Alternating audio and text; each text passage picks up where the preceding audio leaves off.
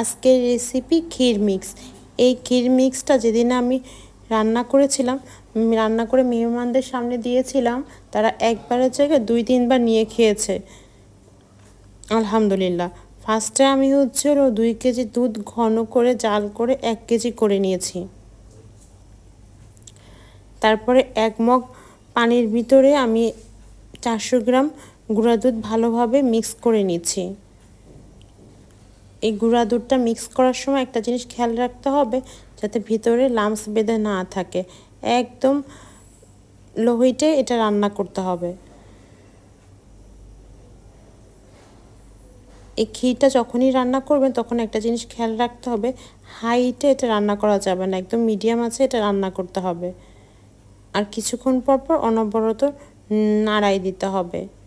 তারপরে পাউডার মিল্কের ভিতরে আমি লিকুইড মিল্ক অ্যাড করে দিচ্ছি, দিয়ে ভালোভাবে নাড়িয়ে দিচ্ছি। নেক্সট আমি ইফাত রসুই ক্ষীর মিক্স করে দেব। এই ক্ষীর মিক্সের একটা সুবিধা, চালগুলা গুঁড়া থাকে আর এক্সট্রা কোনো চিনি বা চাল অ্যাড করা লাগে না। এর ক্ষীর মিক্সের ভিতর চিনি এবং চাল সবই থাকে।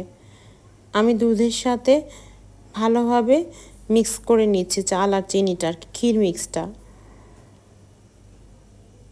নিয়ে আমি ভালোভাবে নাড়িয়ে নিচ্ছি। মিডিয়াম আঁচে এটা রান্না করতে হবে, আমি বারবারই বলছি, কারণ ধাওয়া জালে এটা রান্না করলে পুড়ে গেলে আর স্বাদ থাকবে না। কিছুক্ষণ পর পর নাড়িয়ে দিতে হবে আর চালটা সিদ্ধ হওয়ার জন্য ঢাকনা দিয়ে ঢেকে দিতে হবে। আমার বাসার সবার এই ক্ষীর মিক্সটা এত বেশি পছন্দ যা আলহামদুলিল্লাহ। এটা রুটি পরোটার সাথেও খাওয়া যাবে, এটা এমনিও খাওয়া যাবে।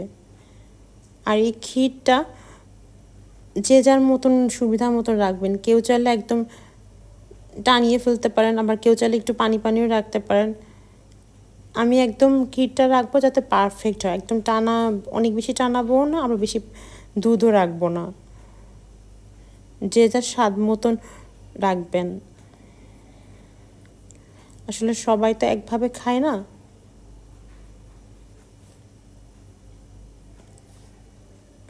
যখন দুধটা একদম ঘন হয়ে যাবে, আবার মিডিয়াম দুধ থাকবে, তখন আমি নামিয়ে ফেলবো।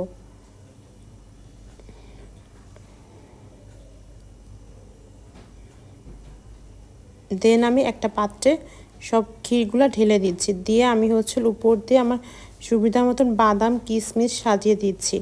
এই তো হয়ে গেল আমার ক্ষীর মিক্স।